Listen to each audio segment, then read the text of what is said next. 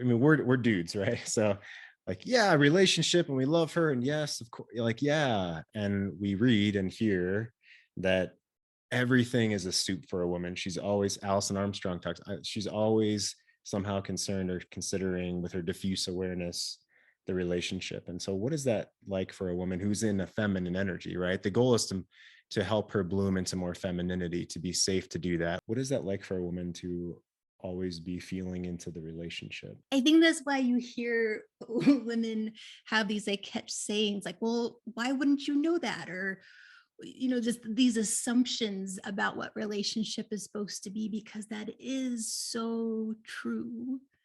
And I would say for her, the downside of that is you're absolutely right. You know, presence can't be a 110% thing all the time. And if she's in her feminine energy, she will feel a contraction, a pain, almost kind of a loneliness when that perfect presence isn't there. And I think what's so amazing about the feminine is it is not black and white. It's not she exists in this one feeling or this feeling. It's always changing. And so even that imperfection of 20% presence or 90% presence, that's okay as long as there's a trajectory she gets to follow with you where she knows at some point it returns, or she even learns that there will be dips in it and that will be uncomfortable, but that's okay as well in the relationship. And I think that's what is so powerful about masculinity, is not always being perfectly present, but your willingness and kindness with the feminine who is going to dip and dive and feel hurt. Her feelings are going to be hurt sometimes, and that's okay. And then she's jubilant sometimes, and that's okay. That gives her a full ride of emotion, but also makes her feel incredibly safe, a lot more safe than it was perfect all the time and she never felt alone. Um, then there's the fear, and I've felt this of, well, what if that does happen?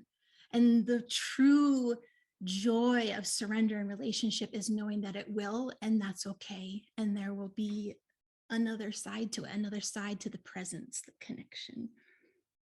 Yeah, beautifully said. So how to lead there is what you are learning, what we teach in our one-on-ones and our groups and in Kingly Life Path, the program. Right. Just speaking with another man before this call, one-on-one, Viktor Frankl's book, Man's Search for Meaning, within this gentleman I was talking to quoted that self-realization, self-actualization is only achieved through self-realization. So Maslow's hierarchy, the top is self-actualization. So if I say this another way, if you've been making your own money for a long time and feeding yourself and you put a roof over your head and that's kind of a non-issue for you, you're not really concerned about that on a day-to-day basis because you've been doing it for so long and you're really good at it, right? If you have great connections and hobbies and friends and you're not worried about that and you've been doing that for so long, that's more difficult, right? Or love or relationships, and self-actualization is at the top of Maslow's hierarchy. Well, we cannot be this masterful, grounded, kingly man we want to be without work through and on self-actualization. This is what you and I are talking about, right? The core, the presence. Another word for self-actualization in a masculine way is that you're present, you love deeply in that moment, but you're unattached to an outcome. You know that your death is going to happen, and you know the boundaries and hills you're willing to die on, the direction you're going in life as well. Yeah. And so she wants, that's presence. That's the masculine kingly presence. That is self-actualization is required for that. What does life mean to me? Who am I as a man? What happens if a terrible thing happens? Or what happens if a successful thing happens? Do I, do jumping jacks because I made money today? Well, the spiritual side of us would not. It would be more like, yeah, this is a tool in my life, but otherwise, what's really important to me? What really are my core values?